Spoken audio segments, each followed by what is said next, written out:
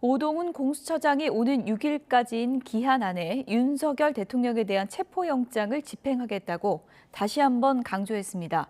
대통령 경호처가 집행을 저지하면 특수공무집행방해죄를 적용할 수 있다면서 소환에 응할 것을 촉구했습니다. 취재기자 연결해서 내용 들어보겠습니다. 권민석 기자, 체포영장 집행 시기가 구체적으로 정해진 건가요?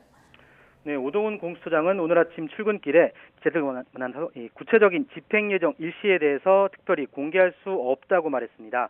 다만 영장 유효 기간인 오는 6일까지는 윤 대통령에 대한 체포영장과 수색영장을 집행하겠다고 밝혔습니다.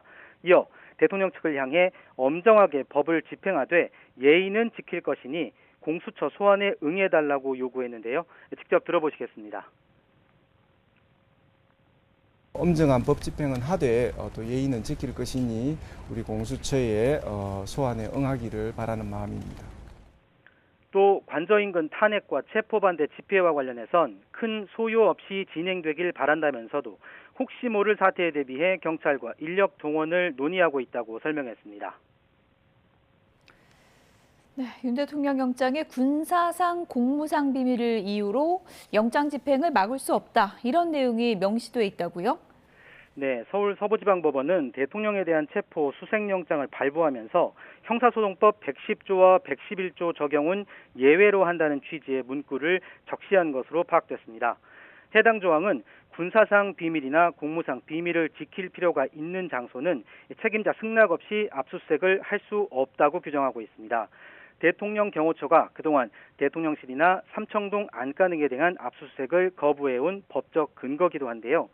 법원이 이 조항을 적용할 수 없다고 명시하면서 경호처는 영장 집행을 거부할 명분을 잃게 된 겁니다. 오동훈 처장도 영장 집행을 막아서면 특수공무집행 방해 혐의 등으로 처벌받을 수 있다고 경고하는 공문을 경호처에 보냈다고 밝혔습니다. 들어보시겠습니다.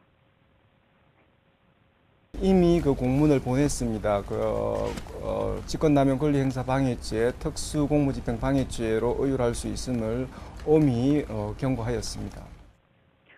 다만 대통령 측은 체포영장 자체가 불법 무효란 입장을 고수하고 있어 실제 집행이 이루어진다면 충돌이 일어날 가능성을 완전히 배제하긴 어려워 보입니다. 이렇게 법 규정에 예외를 둔 법원의 결정에 대해서 윤석열 대통령 측이 강하게 비판했죠. 네, 대통령 측은 영장 집행을 제한할 수 없도록 한 법원 결정에 대해 사법 신뢰를 침해하는 중대 사안이라고 비판했습니다. 대통령 변호인인 윤갑근 변호사는 형사소송법 어디에도 판사에게 그런 권한을 부여하지 않고 있다며 이같이 밝혔습니다. 또 대법원의 진상조사를 촉구하면서 이런 내용이 사실이라면 즉시 영장 담당 판사를 직무에서 배제하고 징계해야 한다고 덧붙였습니다. 윤 변호사는 공수처에 내란죄 수사 권한이 없다는 기존 입장을 되풀이하면서 판사가 무효한 영장을 발부하는 과정에서 위법을 저질렀다고 주장했습니다. 지금까지 사회부에서 전해드렸습니다.